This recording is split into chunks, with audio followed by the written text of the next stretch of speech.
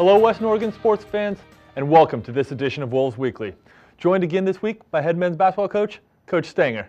How are you doing today, Coach? Doing a lot better after last week. Yeah, doing okay. And you're talking about last week, man, you guys packed it full there. 3 games in 5 days, I believe it was. Yeah, it wasn't by original design, but with some conference restructuring late, and we didn't want to cancel the non-conference game with Multnomah. So that's the only logical place we could fit it. So it was a few too many games than you'd ideally like, but the guys played well, and it was a good experience. And let's talk about a couple of these games.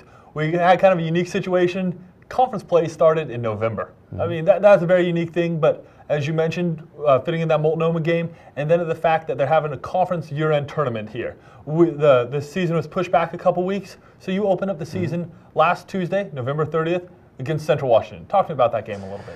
Yes, with that conference playoff, it pushed us all up, and Central is not a team you really want to play early, especially where we had so many new faces this year. We're still learning to play well together and progressing every game, but we still have to iron out a lot of kinks. So that was a concern of ours to play so early, not only conference, but particularly a formidable team like Central Washington.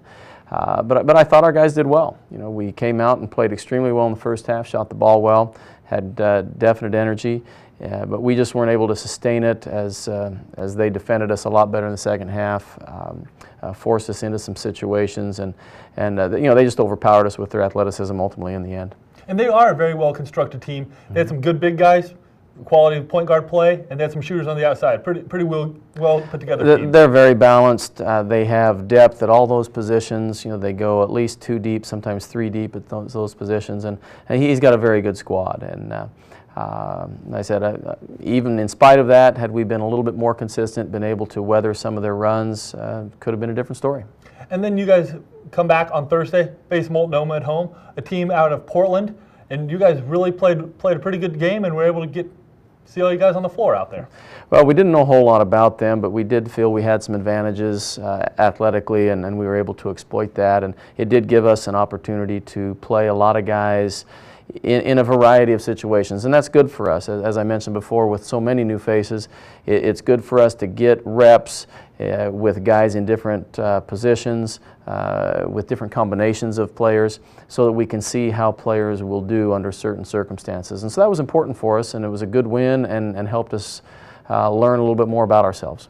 And then on Saturday, you guys come back, face Northwest Nazarene. Very, very well coached, very tough team. Gentleman that's their coach is actually a mentor over there, Tim Hills. Yeah, Tim and I have known each other for a lot of years and worked together here at Western Oregon as well, and good friends. And it's it's kind of funny. We talk about, we hate each other for 80 minutes out of the year, but he does usually have a very solid program, a very good offensive program usually. And I thought our guys played well, competed very well, and most importantly, when they kept putting runs on us in the second half, we never relinquished the lead. And I think that was important for our players and our team, that we were able to fight that off. And even though we made some mistakes down the stretch, we were consistent enough to take home the win. And one of the big performances you guys got out of Saturday was Blair Wheaton. He matched his career high with 29 points scored. Talk to me about Blair in that game. Well, Blair is a player that all along we've talked about. He's a high energy guy for us. He provides a lot, both offensively and defensively, and the guys looked to him, and he did. He came out firing. He was shooting the ball well, and it's not that other guys weren't, but he was on fire, so we made sure that he got some additional touches, and he was able to lead us quite strongly in that first half. And one of your players this year that have been seen a long time on the court and quietly puts up very good numbers, Terrence Glenn. Terrence has the unique ability of playing a variety of positions. We currently are playing him at the forward position. He can also play on the perimeter in more of a small forward or wing position, and we enjoy having that versatility.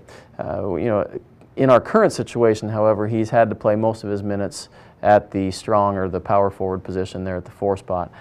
But that creates a good mismatch for a lot of people because of his quickness. He can usually take the ball on the perimeter and attack them and get to the rim, and he's been able to do well at that, and he's an excellent rebounder. And he's proven that pretty much game in and game out.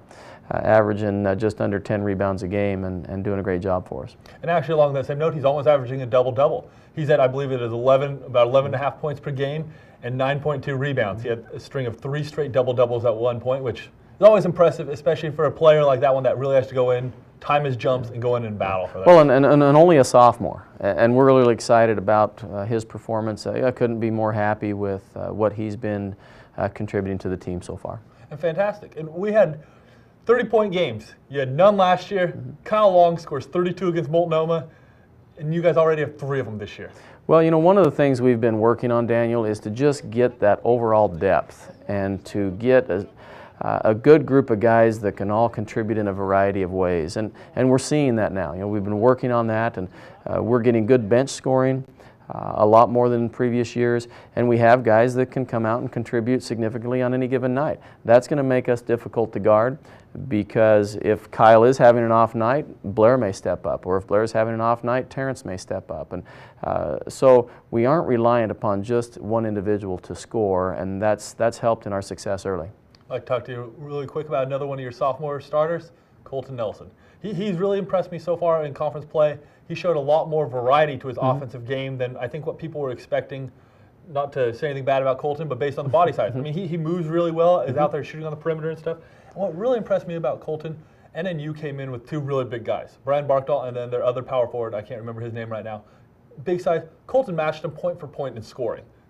Very impressive to see him hold his own. Well, I remember his name, but I don't dare pronounce it. I think it's Iguanu or something to that effect. But no, they have 2 very good-sized posts, and Barkdahl, you know, a kid from Portland, a very seasoned player.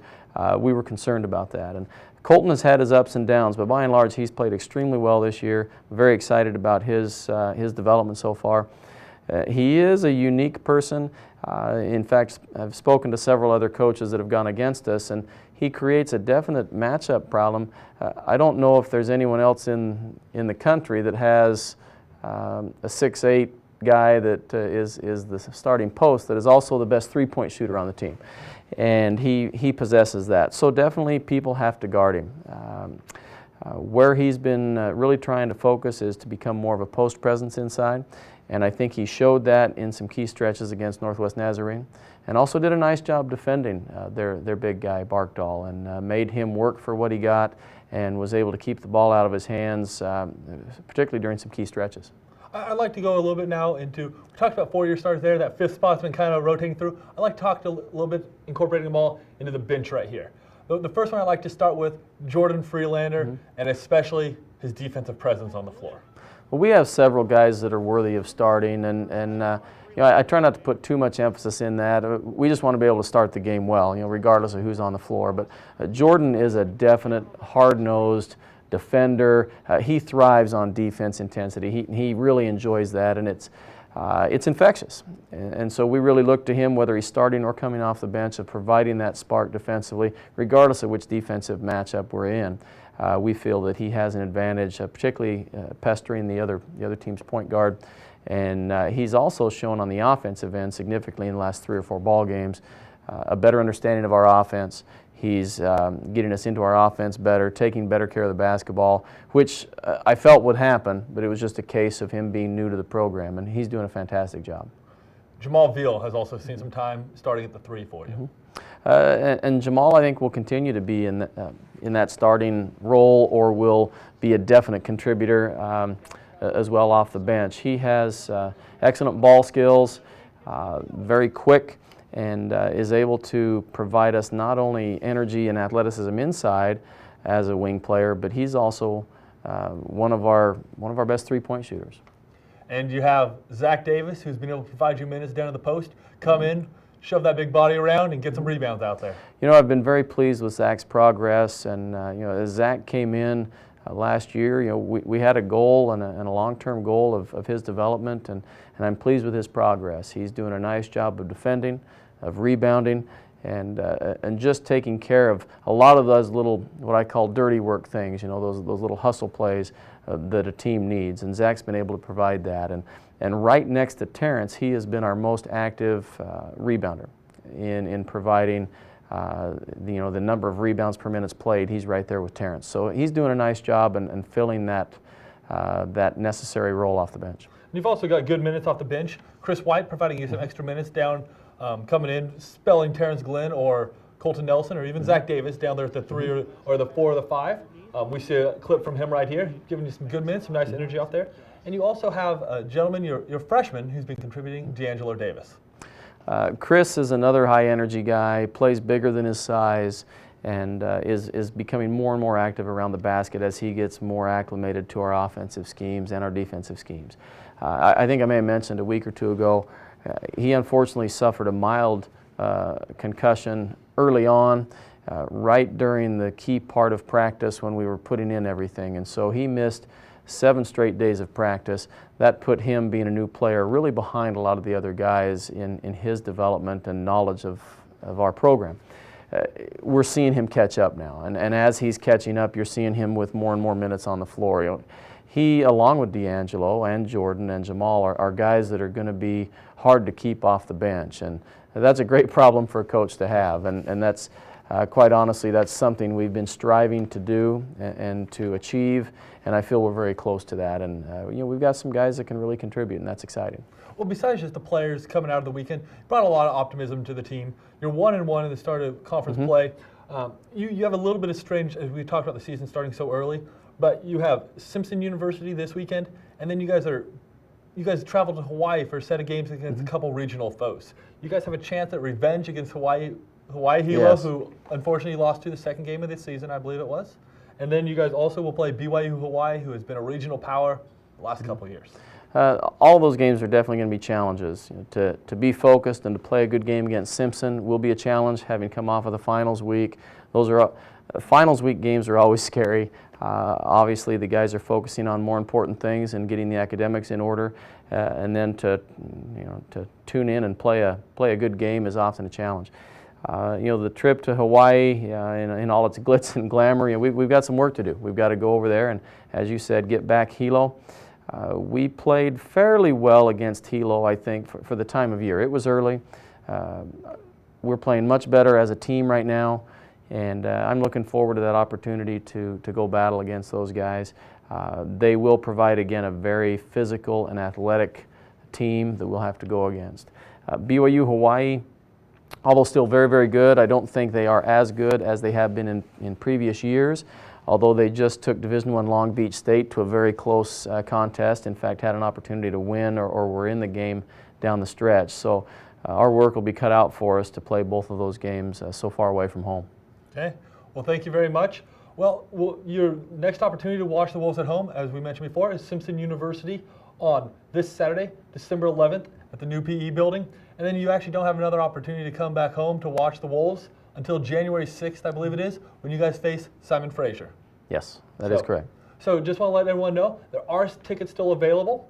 Those tickets can be purchased by calling the number on the screen, 503-838-8449. And we hope to see you out at the new PE building this year to support Western Oregon and the men's basketball team. Thank you all for joining us on this edition of Wolves Weekly.